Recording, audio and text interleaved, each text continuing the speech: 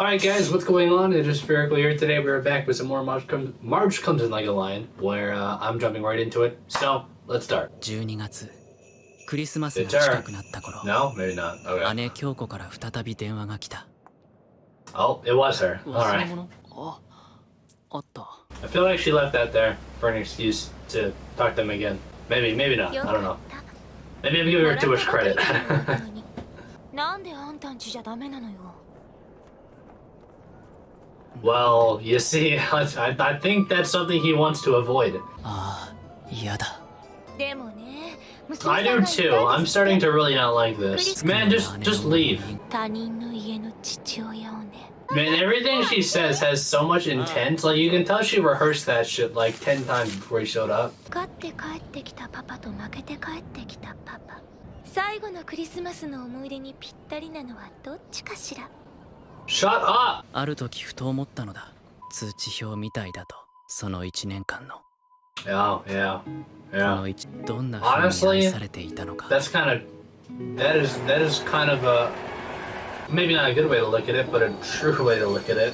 でも娘さんがせめてクリスマスまでは一緒にいたいって言ったんですってせめてクリスマスまでは Now we both want him to succeed and to have a happy Christmas with his family.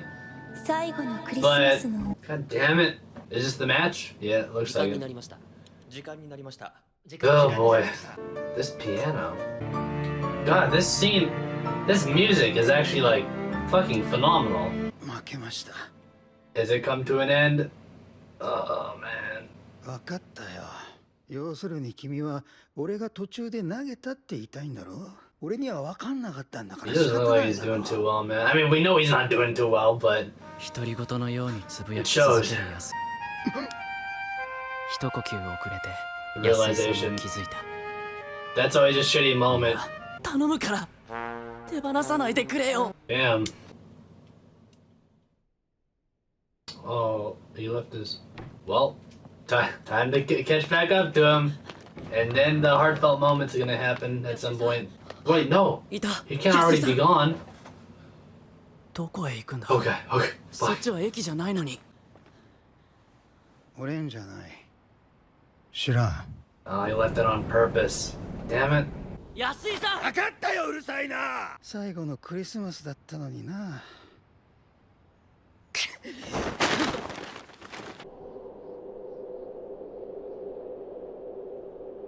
I mean, in this situation, there's not really much you can do. Or that you should do, even, in this situation.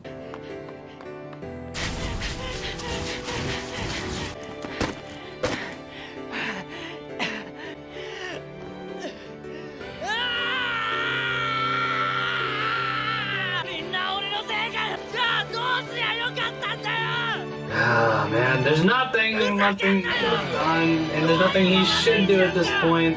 怖いから分けんだよ勉強しろよしてねえの分かんだよ分かってるけどできねえとか言うんならやめろよ来んなこっちは全部かけてんだよ他には何も持てねえ将棋ばっかりだ Oh よ man! なん Ugh. で逃げてんじゃねえよ弱いやつには用はねえんだよ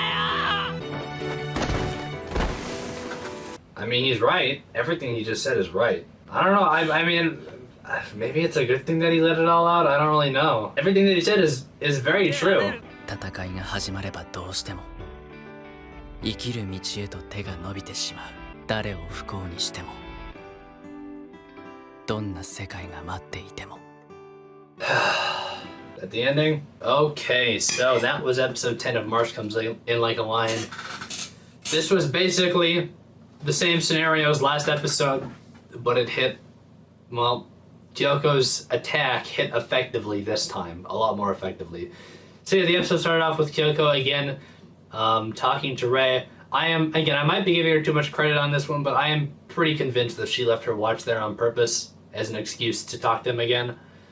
And she tried to guilt trip him again into either throwing the match or just feeling like a sack of shit in general. And this time, it really worked. See, last time, again, Rei kind of, it ended up actually being a good experience for him, getting to know that old dude, and he kind of, you know, stuck it to, to Kyoko after on the phone call. She's like, what? You know, and she seemed all surprised about Rei's reaction after that. This time, though, Rei really, I mean, again, so to get into Rei's mindset right now, he, as he said last episode, is the Grim Reaper, right? He's the big bad guy who's just destroying all these people's dreams. You know, the guy in this episode, the day before Christmas, wanting to bring home that big dub for the family in a tough time for him right now. On the flip side, you know, come back with a loss that's obviously not good at all. And, you know, Rei went into it, he won the match, and this time he saw the results of what he did, which is this guy was pissed, right? He was like, you know, you ruined my chances. The same thing with Rei's siblings when they were children, right? He feels like he's always the one who's destroying other people's dreams, which, to be fair, I guess he kind of is, but that's the way sports work.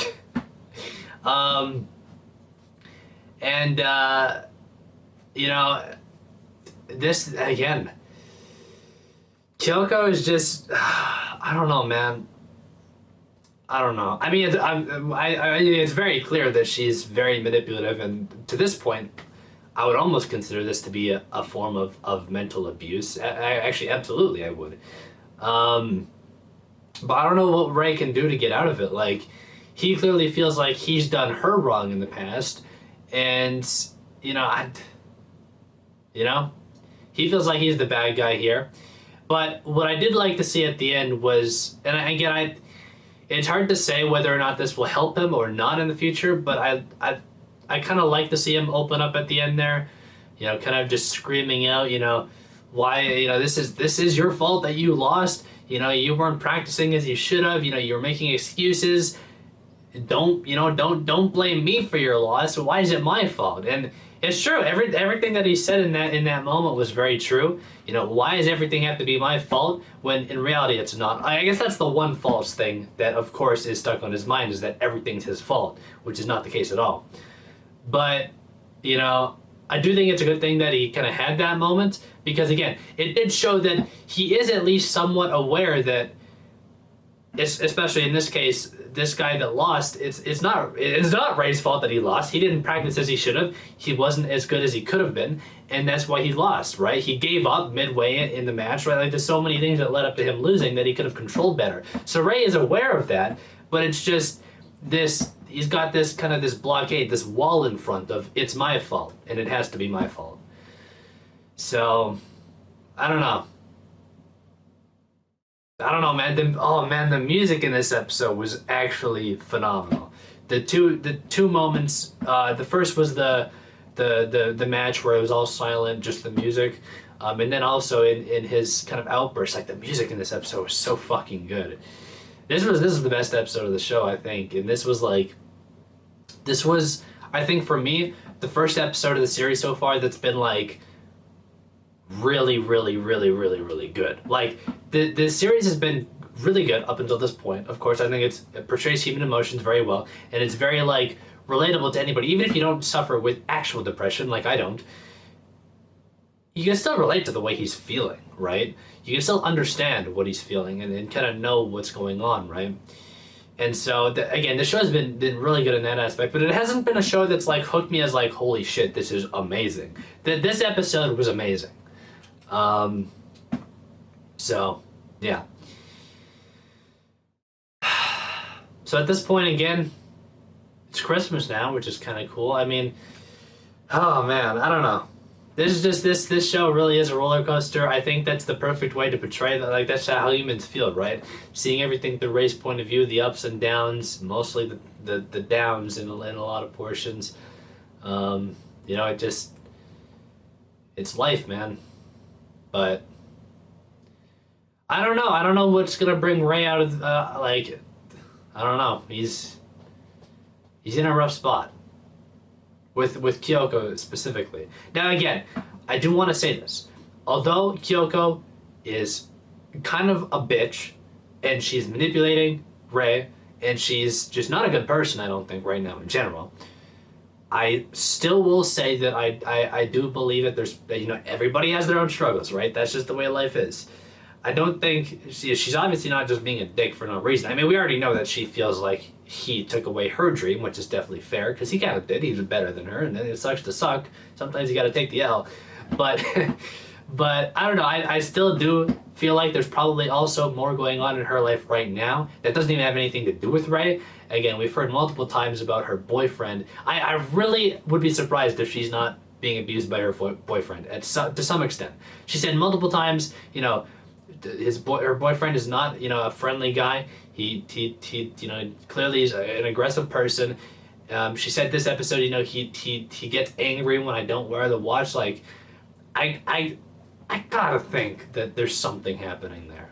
I would be very surprised if there isn't. But regardless, as right now, since we don't know that anything like that is happening, she's kind of a dick. So, but yeah, anyways, I'm gonna leave it off here. So as always, early access, full length, that's down to patreon.com/SphericalFilms. With that out of the way, I do thank you guys for watching, and I'll talk to you guys all on Tuesday with episode number 11 of March Comes In Like a Lion. Until then, peace out.